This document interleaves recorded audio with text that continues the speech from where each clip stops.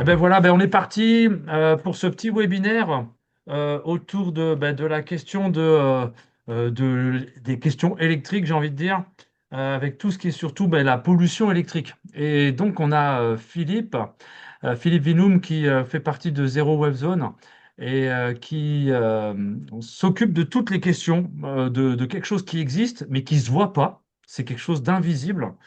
On n'arrive pas à le voir. C'est un sujet que j'ai envie de dire qui est même encore beaucoup tabou dans les entreprises. Moi, en tant qu'ergonome, c'est très très rare qu'on me pose la question, sauf certains métiers. Et puis tu verras, Philippe, ça sera l'occasion de te poser aussi une question par rapport à ça. Il y a certains métiers où les gens quand même se posent la question. Je reviendrai sur cette question. Là, comme on peut le constater, tu es dans la nature. Il y a ton véhicule à côté parce que tout simplement tu devais être avec nous et puis tu as une formation qui s'est terminée un petit peu plus tard que prévu, pas de souci. On Et des improvise. bouchons en route en plus. Donc, ouais. Voilà. Et puis, ce qu'on va proposer aux gens là, c'est que j'aimerais bien te poser des questions parce que j'ai quand même quelques questions brûlantes, j'ai envie de dire. Et puis, par contre, ce qu'on on s'est mis d'accord avec Philippe, on va vous proposer de remettre en place un webinaire pour vraiment parler autour des ordinateurs, des PC, tout ça, parce que ça, c'était vraiment quelque chose où on a eu des questions et puis qui serait intéressante de savoir. Et puis surtout, je crois, Philippe, mais sans en dire trop, je crois qu'il y a des questions de normes qui sont en Mhm. train de se préparer, de se mettre en place, et que ça pourrait embêter les entreprises, si j'ai bien compris. Alors, ça pourrait embêter les entreprises en France, oui. En particulier s'il y a des personnes, on va dire, sensibles ou catégorisées à risque, comme les femmes enceintes, les porteurs d'implants actifs ou passifs. Donc, et à l'appréciation du médecin du travail. Mais on n'est pas en France, on est en Suisse.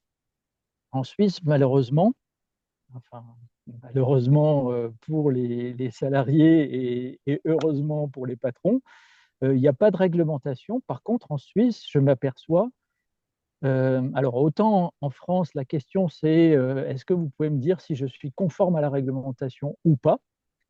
Autant en Suisse, la question c'est plutôt, voilà, j'ai des personnes qui se plaignent de mal de crâne, céphalée, etc., ou de troubles visuels.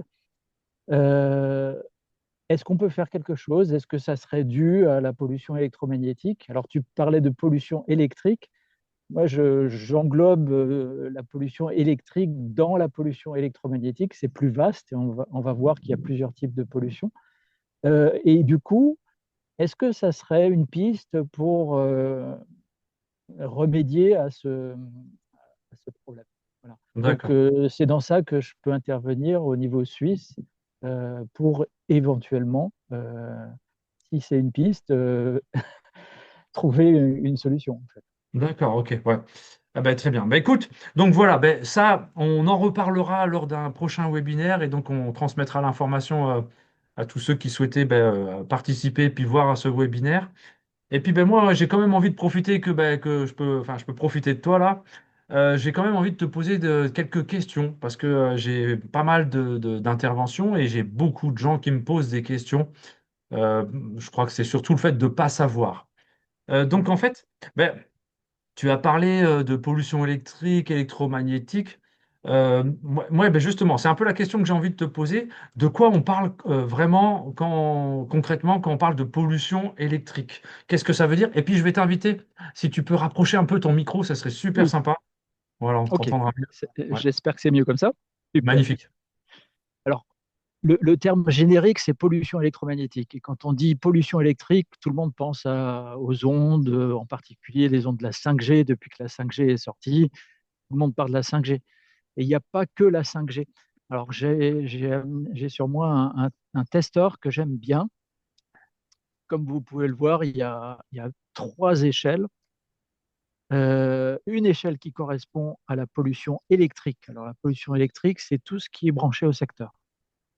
En particulier, les systèmes qui sont branchés au secteur sans terre.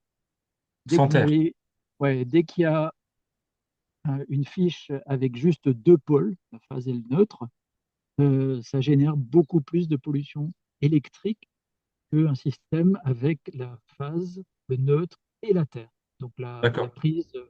Il y a trois échelles sur ce testeur et les trois échelles correspondent chacune à un type de pollution.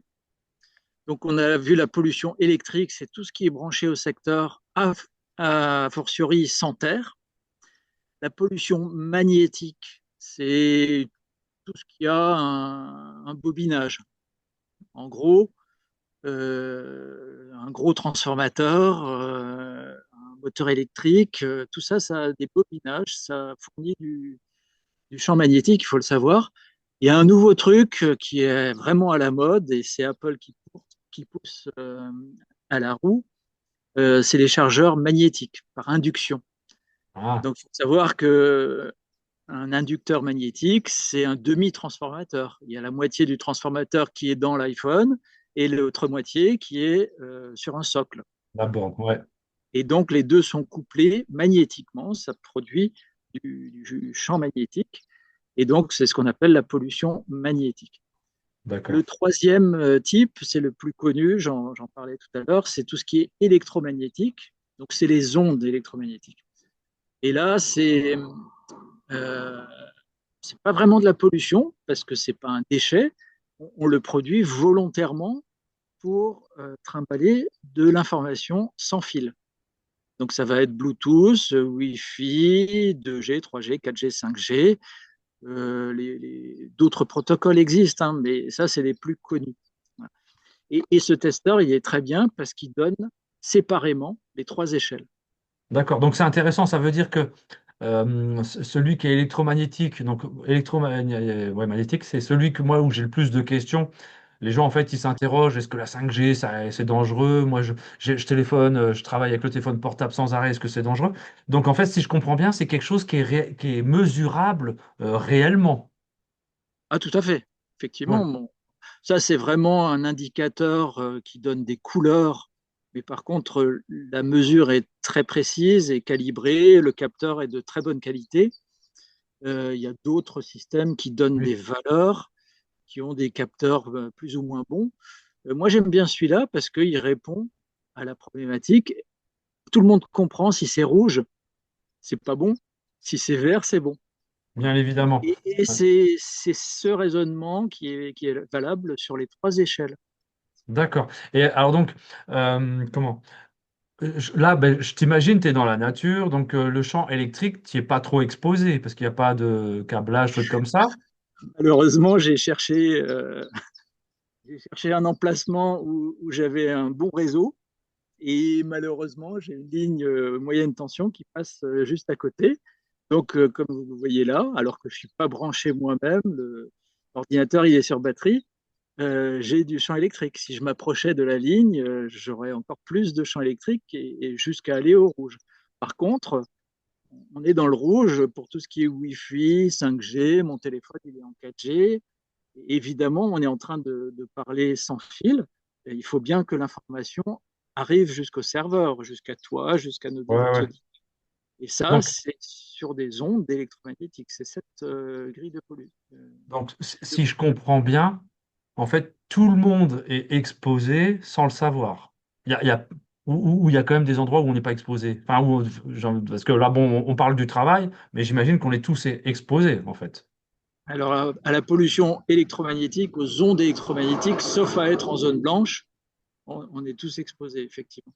Il y a un D'accord. truc que je voudrais quand même signaler, c'est que c'est pas l'opérateur téléphonique qui est le plus polluant, sauf si on est vraiment juste à côté d'une antenne relais. Bien sûr. Mais c'est son propre téléphone. C'est Ah, nous-mêmes, notre Wi-Fi, là, le Wi-Fi de l'ordinateur est en route, c'est ma Wi-Fi à moi qui qui va t'expose le plus. polluer le plus. C'est pas une Ouais. antenne relais qui est à 1 kilomètre. D'accord. Eh Donc, ben, faut vraiment relativiser. Et j'ai tendance à dire, avec même Bluetooth, qui est euh, on va dire 300 000 fois moins puissant qu'une antenne relais 5G, eh bien, l'exposition de son cerveau, elle est équivalente à une antenne 5G à une quarantaine de mètres. Moi, si on me place une antenne relais 5G à 40 mètres, je déménage, c'est clair. Ouais. Alors Mm. que ceux qui portent une oreillette Bluetooth Apple, AirPod, je ne vais pas le nommer, a fortiori AirPod, parce qu'ils ont réussi, Oui. comme toujours, à contourner un peu la réglementation, et ils émettent 5 fois plus fort que les autres oreillettes. Il faut le savoir en plus. Ah, d'accord. Voilà. Donc, Ok. même si c'est 300 000 fois plus, il y a la notion de distance. L'oreillette est très près de l'oreille Bah oui, et du coup, ça impacte beaucoup plus le cerveau. Il d'accord. faut bien considérer que la pollution, elle est générée, enfin, elle est impactante quand elle est à proximité de nous. C'est ça Oui, le ouais. critère. C'est à la fois le temps d'exposition et à la fois la proximité. Tout à fait. C'est pour ça qu'on va s'intéresser à la pollution qui règne dans la chambre à coucher, parce qu'on passe 8 heures par D'accord. jour, a Ouais. priori, dans la chambre, mais aussi 8 heures par jour au travail. Donc, il Alors y a les deux justement, pistes qui sont critiques. ouais, justement, parce que ben, là, j'ai bien compris l'exemple avec la chambre à coucher, mais on est dans le monde du travail. Et en fait, ben, moi, j'ai envie est-ce que toi, d'après ton expérience, est-ce que tu pourrais nous dire où sont plutôt les zones les plus sensibles sur notre lieu de travail? C'est quoi qui va représenter le plus de danger pour nous en termes de proximité et puis en termes de temps d'exposition? Hmm. Tu as des Alors, exemples? oui, bien sûr, encore une fois, les sources de pollution, elles sont proches de vous. Il faut regarder ce que vous avez dans votre environnement. Si j'ai une box, j'étais dans un cabinet médical récemment, la secrétaire, elle a sa box sur son bureau. Elle Ouais, accueille les gens avec la box, évidemment Wi-Fi, avec le TPE, terminal de paiement, ouais, qui ah n'est oui. pas relié à la Terre. Et qu'est-ce qu'elle avait encore? Bah, le lecteur de carte, alors, carte vitale en Ouais, France. tout ce qui est carte, ouais, d'accord. Voilà, ce qui est carte, ça émet aussi. Dans les supermarchés, par exemple, la caissière, eh bien, elle a évidemment un réseau de communication, mais il est souvent filaire pour des questions de confidentialité des données et surtout pour ne pas donner un point d'entrée aux hackers. Donc, c'est généralement des réseaux Ethernet, causés Ouais, avec la CAS, par exemple. Donc, de ce point de vue-là, ça va. Mais il y a souvent des systèmes anti-vol juste à côté. Les systèmes anti-vol, bah, c'est un gros champ magnétique, il faut le savoir. d'accord. Donc, c'est vraiment tous les cas sont uniques. J'ai Ouais. tendance à dire que, par expérience, l'environnement de télétravail ou pour les indépendants qui bossent de chez eux, l'environnement est souvent plus pollué Ah, qu'un environnement industriel. d'accord. Ouais, c'est intéressant ça. Ouais. Mm. Et donc, alors, ouais, donc si je comprends, enfin, donc là, j'ai plusieurs situations qui viennent en tête. Quelqu'un qui travaille au bureau, qui fait du travail administratif. Avec donc il a un ordinateur, bon, peut-être un ordinateur portable. Donc, comme tu l'as dit, l'ordinateur portable, c'est pas forcément cool parce que, si j'ai bien compris, le top, ce serait qu'il y ait la Terre qui soit reliée à l'ordinateur portable. Mais je crois que ça, c'est pas quelque chose qui est commun. Ah si, si, justement, ça existe depuis 92. Ok, Il y a une norme, quand tu allumes ton écran, les écrans d'ordinateur, ils affichent généralement le logo Energy Star. oui, Et juste en dessous, il y a un logo TCO Certified. Et si on regarde plus en détail ce que ça veut dire, TCO Certified, c'est une norme qui est née en 92, en 92, pardon. Euh, en 92, on avait des écrans cathodiques. Les écrans cathodiques, c'est des télés. ouais. C'est pas les écrans plats, hein, c'est les Oui, écrans maintenant, c'est. Ouais, les premiers. Et en fait, une télé, c'est un canon électron. Un canon électron, ça génère beaucoup de champs électriques. Et donc, il y a des experts qui se sont mis autour de la table pour dire, voilà, un canon à électrons à 30 cm d'une personne, c'est pas bon. Ça génère plus d'un millier de volts par mètre. Ça c'est l'unité de mesure. Et ils se sont mis autour d'une table pour trouver un consensus qui est acceptable. Et ils ont dit qu'à 30 cm, on devait avoir moins de 10 volts par mètre. Okay. Et depuis, bah, tout le matériel informatique qui dispose d'un écran euh, branché au secteur dispose de la Terre, parce que la Terre, c'est le seul moyen de réduire cette pollution à moins de 10 volts par mètre. Si vous D'accord. n'avez pas la Terre sur un ordinateur portable, c'est plutôt 500, voire 1000 volts par mètre. Alors, d'accord. Moi, là, alors là, c'est intéressant, je comprends bien. Donc, moi, je fais un peu de travail de bureau aujourd'hui. J'ai mon écran, mon grand écran, j'ai mon clavier, j'ai tout. Puis à côté, j'ai mon ordinateur portable. Mon écran, j'ai vu, il y a un fil, il y a les trois fils, donc j'imagine il y a le fil de terre.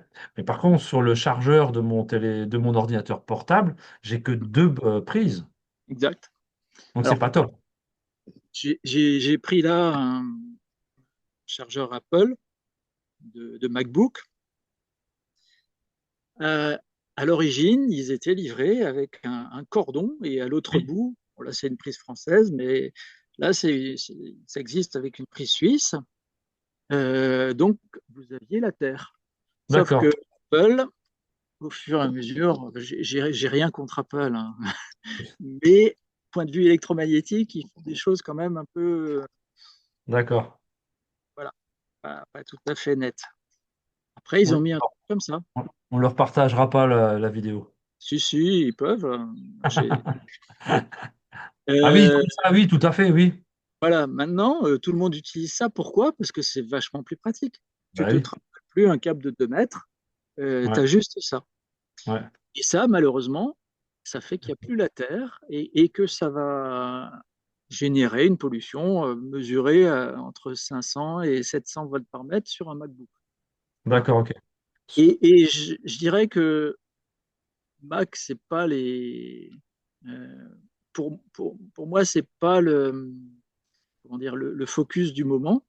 Le focus du moment, il est plus dans une directive USB-C. Tu parlais de normes tout à l'heure.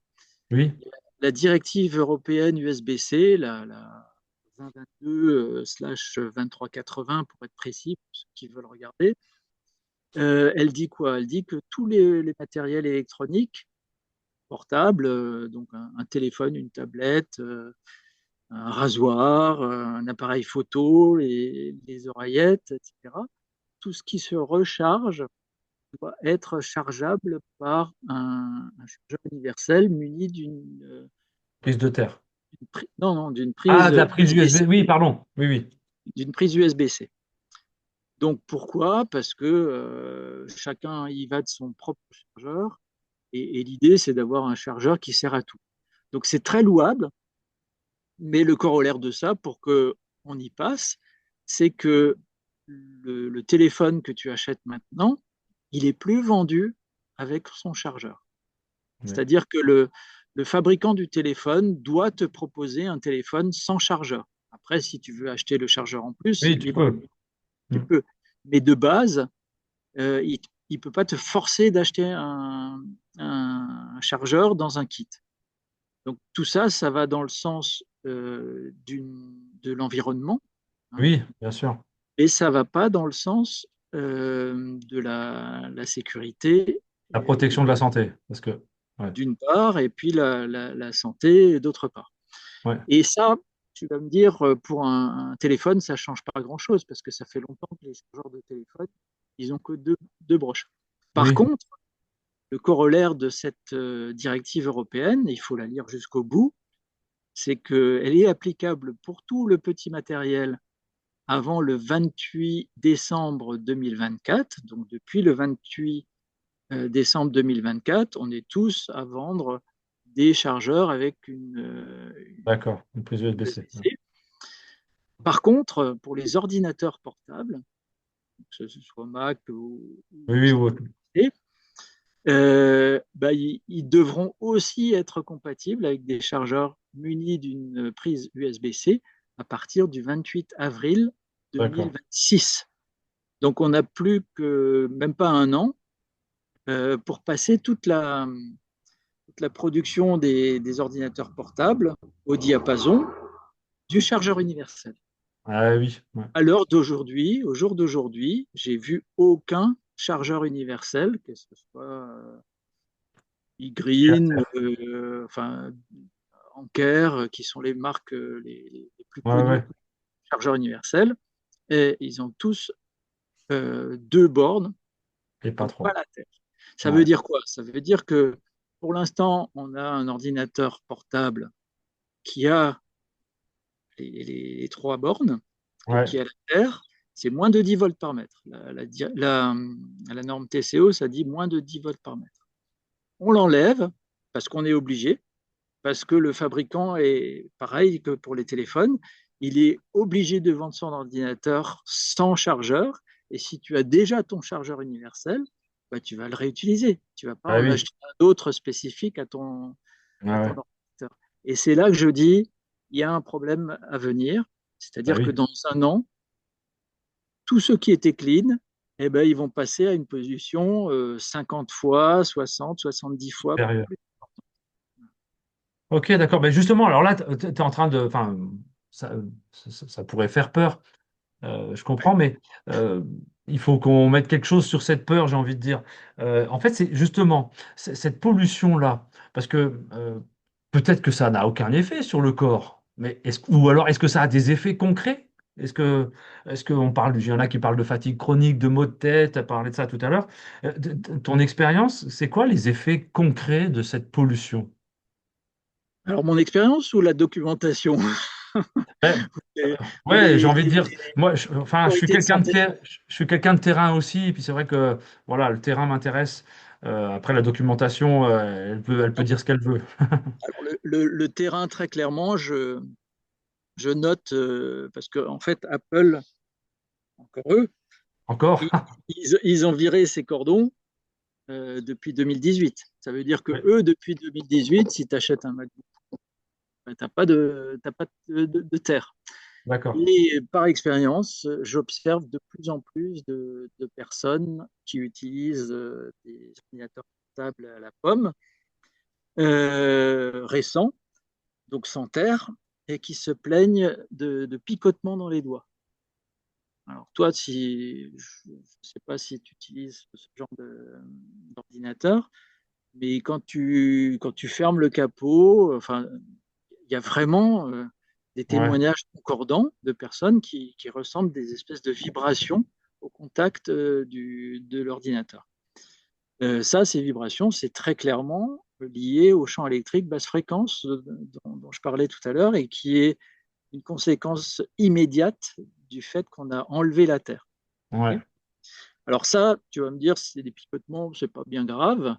ouais. J'ai quand même une cliente à Grenoble qui est graphiste, non, ouais, illustratrice et qui travaille 8 heures par jour avec son On iPad appelle. Ouais. et qui me dit, bah, ça fait 6 mois que je suis sous traitement à la cortisone. Mon médecin m'a donné un traitement à la cortisone parce que j'ai des picotements dans les doigts et il ne sait pas d'où ça vient. Oh purée, ouais. Voilà. D'accord. Je pense qu'il y a une grande ignorance dans le corps médical. Après, les choses vont changer, en tout cas en France. Et bon, ça fait longtemps que les autorités sanitaires du monde entier, à commencer par l'OMS, et Oui, les autorités sanitaires et qualifient quand même la pollution électrique, donc basse fréquence, de possiblement cancérogène. Et pareil pour les hyperfréquences, c'est-à-dire la pollution électromagnétique, la 5G et compagnie. C'est catégorie 2B, les deux.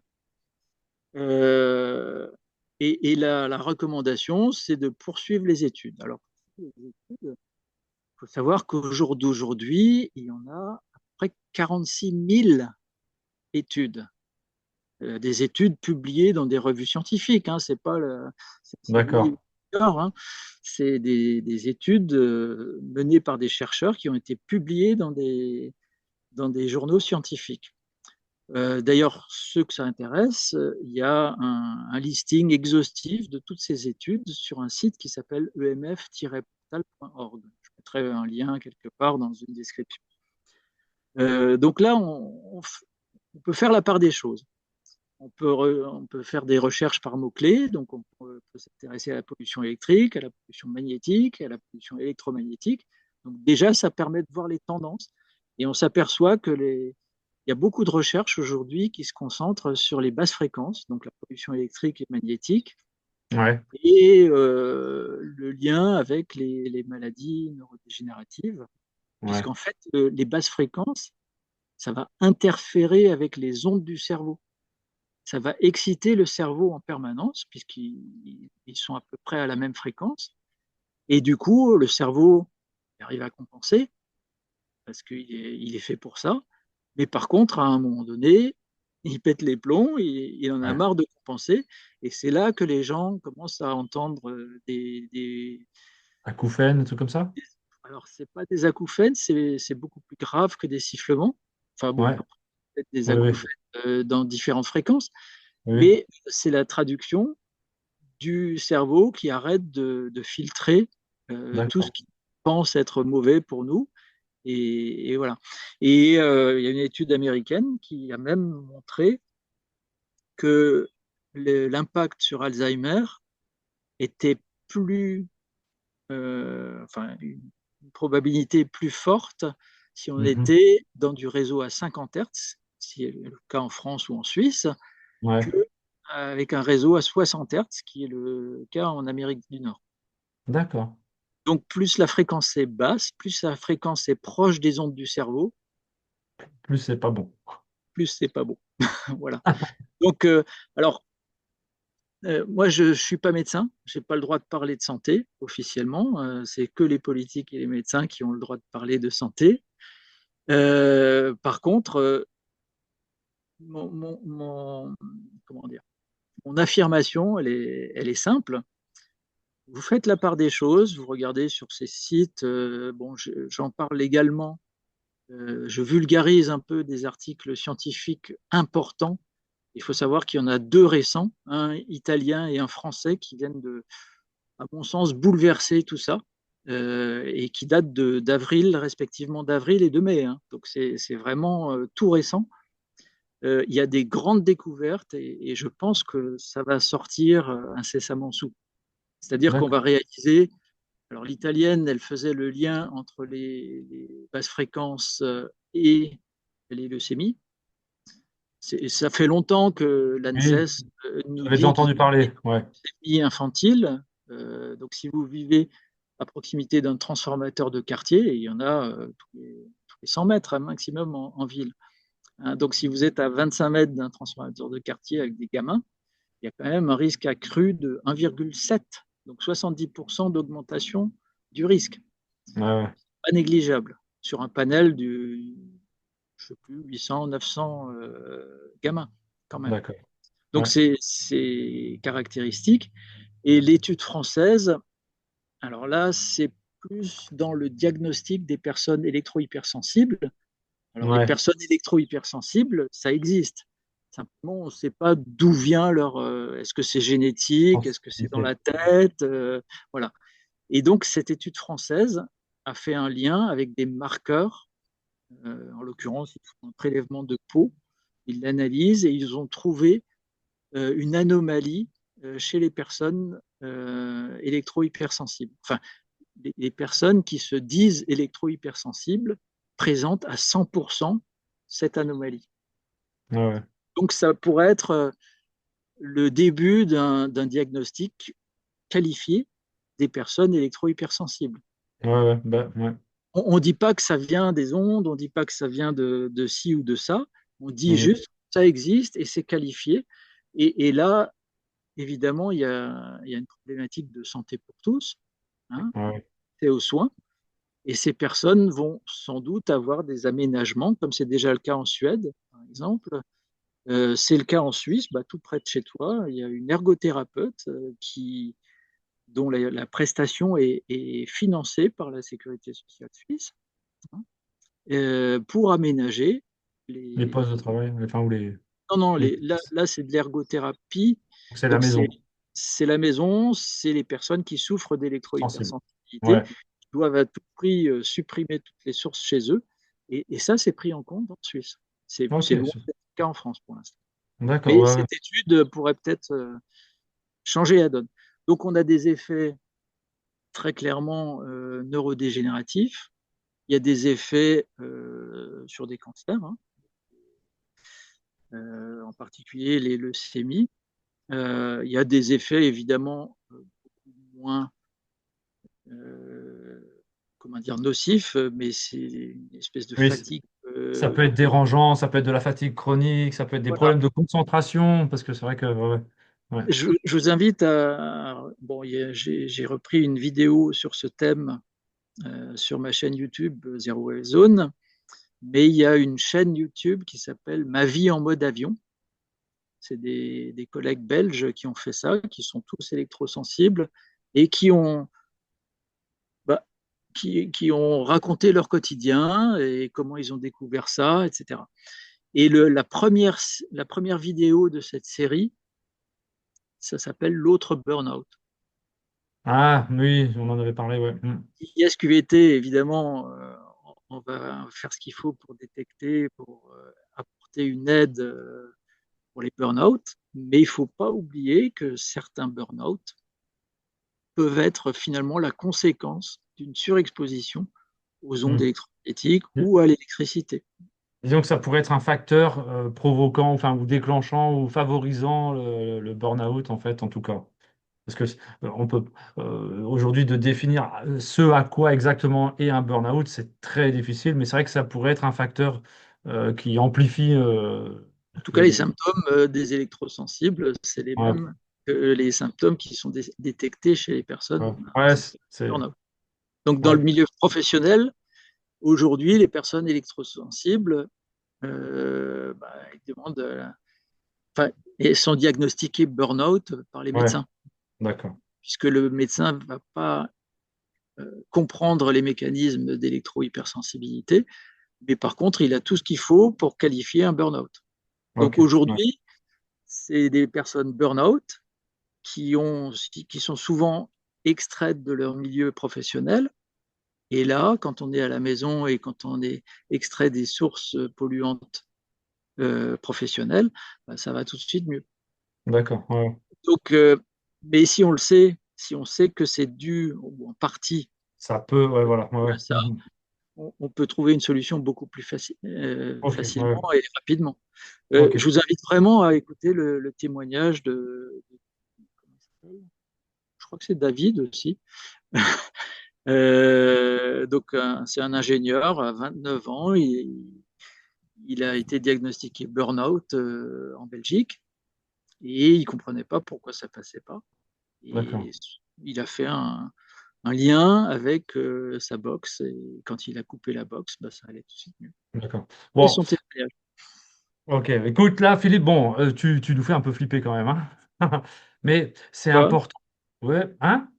Non, Ouais. je n'essaie pas de vous faire flipper. Je Non, dis non, ça mais existe et c'est la ça qui est bonne nouvelle, c'est qu'il y a impressionnant. des solutions. Ouais, ouais, tout La à bonne fait. nouvelle, c'est qu'il y a des solutions. Voilà, mais c'est justement vers ça. C'était que j'allais dire, j'allais faire une petite dérive en disant que là, ben, euh, et c'est souvent les constats, l'état des lieux, il permet de se rendre compte, et les gens, quand ils ont un état des lieux et qu'ils se rendent compte dans quel environnement ils sont, c'est là qu'ils se disent, waouh, il faut que je fasse quelque chose. Et puis justement, là, tu nous as donc donné des effets concrets, j'ai envie de dire, sur la santé. Il y a des gens qui ont envie de prendre soin d'eux, qui ont envie de faire attention. Et justement, est-ce que je parle encore une fois, je reviens dans le cadre du travail. Est-ce que tu aurais un bon conseil, une bonne pratique qu'on pourrait essayer de mettre en place tout de suite pour essayer de faire de la prévention? Parce que c'est Ouais, le but du jeu, c'est d'agir avant qu'il soit trop tard. c'est ça. Euh, Est-ce que tu aurais un petit truc pour essayer tous les gens qui vont regarder ce webinaire, ils peuvent, dès qu'on va se dire au revoir, tout de suite, ils pourraient aller faire sur leur lieu de travail. Tu as un petit truc? Alors tout de suite, pas sûr, parce que ça ne se voit pas et ça se sent pas. On peut pas voir les ondes. Alors il y a un truc qui marche à tous les coups, c'est de se tenir loin de tout ça. Par contre, quand on va bosser sur un ordinateur, voilà. Pas Euh, facile. le petit truc simple, c'est de regarder s'il est alimenté, s'il est branché au secteur avec deux ou trois Ou pôles. trois. Ouais. Ça, si vous en avez trois, en principe, c'est pas mal. Après, on peut toujours faire mieux. Mais je dirais la pollution électrique, c'est imparable. S'il n'y en a que deux, il y a de la pollution électrique. Ouais. Donc, le bon conseil, c'est ça, c'est de regarder les prises. Si on a les trois broches, on peut être un peu, on peut être rassuré. Voilà, on se dit que c'est bien. On est dans un environnement qui est moins pire. Mais voilà. C'est ça, exactement. Ça, c'est la première approche. C'est juste en observant. Moi, avec un peu d'expérience, quand je rentre dans un lieu, je sais déjà identifier les trucs qui sont susceptibles de déconner. Mais après, franchement, le plus simple, c'est ça. C'est Ah oui, oui, ouais. Webster que tu connais bien et que je vends sur le site Zero Wave Zone, mais vous pouvez le trouver dans toutes les grandes surfaces de bricolage. C'est un détecteur de champ électrique. Ouais, Donc ça, si ça bip dans votre environnement proche, c'est pas bon signe. c'est pas bon. Donc ça, c'est facile, ça coûte pas cher, c'est 17 euros, une quinzaine de francs suisses. Euh, je pense qu'il faut pas faire l'impasse de ça, puisque D'accord. on le sait pas, sauf quand on est spécialiste, quand on a l'œil, vous pouvez pas savoir. Donc Ouais, le truc, c'est vous passez ça sur votre bureau, vous allez voir que l'imprimante, si elle est sans fil et âgée d'encre, ouais, ben, elle va polluer. Ben oui, d'accord, c'est rarement relié à la Terre. d'accord. Euh, elle est rarement reliée au PC fixe qui est lui-même relié à la Terre. Donc, enfin, il y a plusieurs configurations. Oui, bien C'est moins sûr. Ouais. pire, comme tu dis, mais généralement, une imprimante jet d'encre Wi-Fi, c'est pas bon. D'accord, ouais, ouais. Donc, bon, là, moi, on va faire un petit bilan, en fait. Donc, moi, si je comprends bien, parce qu'on arrive à la fin, si je comprends bien, donc, ben, il faut se sensibiliser, observer son environnement, puis se poser les bonnes questions, ben, cette fameuse prise de terre, ce fameux petit appareil qui permet de contrôler. Donc, toi, tu es quelqu'un qui intervient aussi sur le terrain. Et c'est vrai que moi, là, j'ai envie de dire dans cette petite conclusion, en fait, parce que ben, c'était une des questions que je voulais te poser au début. En fait, moi, j'ai accompagné des personnes qui travaillent avec deux téléphones portables et qui râlaient après leur chef. Ouais, voilà, on est obligé de travailler avec deux téléphones portables, on n'a pas le choix, c'est comme ça. Donc, c'est un métier bien spécifique, bien sûr. Et puis, est-ce que ces gens-là, est-ce que je peux les rassurer quand même euh, ou ils sont foutus? Ah non, ils sont pas foutus. Non, non.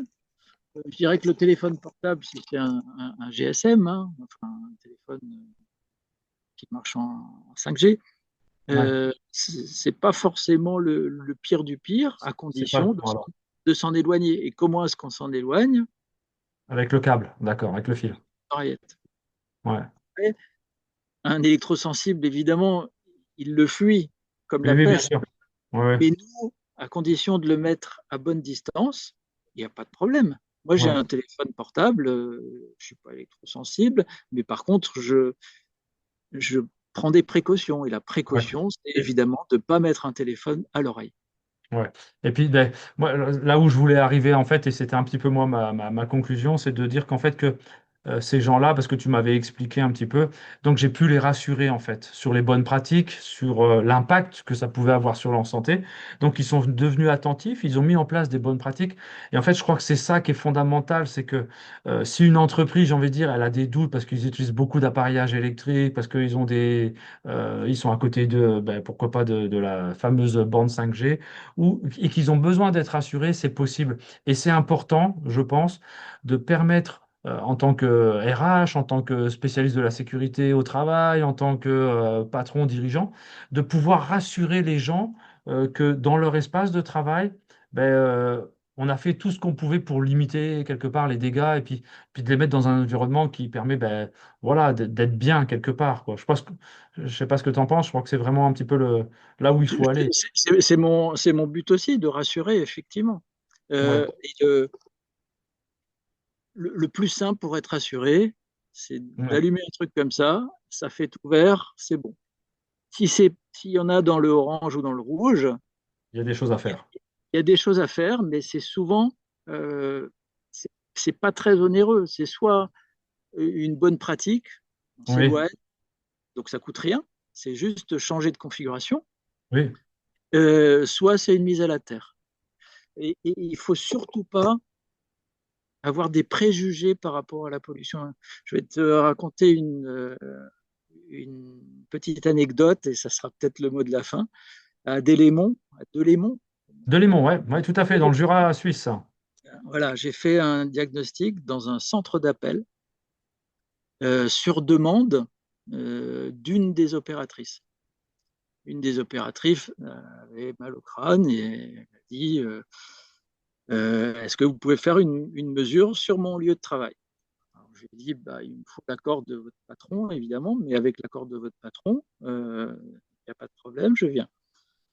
J'ai été accueilli par ce patron qui me dit vous ne trouverez pas de pollution électromagnétique chez moi, il n'y a pas de DECT, il n'y a pas de Bluetooth. C'est tout du filaire, voilà, parfait. J'ai dit, moi, je n'ai pas de préjugés, hein, on va juste mesurer. Et tous les postes de Pilote. téléphoniques généraient des basses fréquences parce que maintenant, c'est de la voix sur IP. La voix sur IP, il faut de l'intelligence, entre guillemets, un microprocesseur. Et le microprocesseur, il faut l'alimenter. Oui. Donc, Bah, chaque poste de téléphone avait son petit chargeur, sans terre, évidemment. Et comme c'était filaire, le casque était filaire branché sur le téléphone, et ben ce champ électrique se propageait jusqu'à la tête. Donc, si vous êtes isolé du sol, de la terre, par des chaussures en caoutchouc, ce qui est le cas de tout le monde, hein, euh, ben, du coup, ben, c'est tout le corps qui est soumis à cette en vibration. caisse.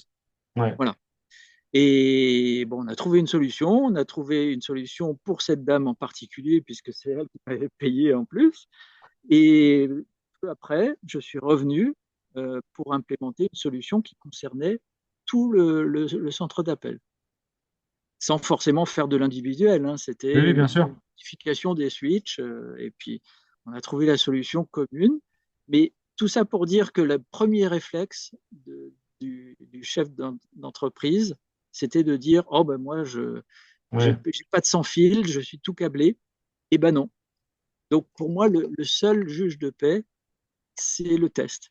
Et ça, D'accord. par contre, je le fais en France, mais je pourrais le faire aussi en Suisse, hein, avec l'ISQVT. Bien sûr. Mettre ça en location, c'est vraiment pas cher, c'est très facile d'utilisation et ça Mhm. permet aux responsables sécurité d'une société de se promener dans la société et se dire bah, tiens, là j'ai du orange, pourquoi? Ouais. Après, Et je peux puis, interdire. ouais, ouais. Mais c'est vrai que en première approche, cet équipement, il est top. Ouais. Et je crois que ça, c'est important pour sécuriser pour les gens, en fait, pour les rassurer, pour leur dire Ouais, que voilà, on est bien et puis qu'on va faire quelque chose pour vous si on n'est pas bien. Donc ça, c'est vraiment essentiel. Bah écoute, ouais, c'était waouh, c'était super technique, c'était super, hein, j'ai trouvé vraiment très intéressant. Puis bah, j'espère que les gens qui vont regarder aussi. Et puis bah, j'ai envie de dire, il ne faut pas qu'ils hésitent à bah, retourner vers l'ISQVT. On est en contact tout le temps, tu es, au sein de l'ISQVT, tu interviens sur la Suisse sans problème. Donc on a envie de dire aux entreprises, s'ils ont envie juste d'en parler, de boire un café, et puis de voir un petit peu ce qu'on peut faire autour de ça, juste se poser la question, bah, c'est une possibilité, on prend contact, on en discute un petit peu, puis c'est intéressant parce que ça permet voilà, d'apporter de la sécurité pour les bien sûr. gens, et c'est ça, c'est le top. Ah ben OK. écoute, merci beaucoup Philippe, c'était vraiment très intéressant, j'espère que tout le monde a appris plein de trucs. Euh, et puis que les gens, ils ont envie un peu de passer à l'action pour être dans la prévention, en fait. Ça, je crois que c'est Ça, important, d'agir avant qu'il soit trop tard. c'est exactement ça. C'est le principe de précaution. Le, Super. le- le paradigme, c'est on ne sait pas si c'est dangereux ou pas. On ne sait pas avec certitude aujourd'hui. C'est comme le glyphosate, c'est comme le tabac, Oui, etc. Maintenant, on sait, mais avant, on ne savait pas. voilà. Donc, qu'est-ce qu'on fait? Ben, on prend des précautions, on évite de s'exposer quand on peut. Après, Exact. ça ne veut pas dire d'être des mormons et de vivre sans électricité, sans téléphone, etc. On peut utiliser toute la modernité de notre monde, y compris l'intelligence artificielle, Oui, sans les ondes électromagnétiques. tout Et à ça, fait. c'est un message fort. Ouais, ouais. Bah, écoute, on va rester sur ce message fort, c'est vraiment super. Encore merci Philippe, ben, bonne fin de route à toi. Merci. Et puis, promis, on refera donc un autre petit webinaire, je pense, autour de ces fameux ordinateurs portables et tout ça. On est déjà rentré un petit peu dans la discussion, mais on essaiera de faire une démonstration en réel. Ça serait Ouais. super intéressant pour les gens qui ont envie En fait, de... la Suisse a un gros avantage sur la France. Et j'en parlerai en détail lorsque Oh, je serai en Suisse très avec le beau. prix. Parce que là, je ne peux pas vous faire la démo. Très beau teaser. Ben, je pense que les gens ils vont avoir envie de venir rien que pour ça, de découvrir un petit peu ça, pourquoi la Suisse en aurait un avantage. C'est super. Ben, encore merci Philippe, bonne fin de route à toi. Et puis à très bientôt alors. Ciao, ciao. Et puis merci à tous. Et puis ben, on continue avec les autres webinaires encore ce vendredi. Enfin voilà, il y en a plein. N'hésitez pas à regarder ça tranquillement.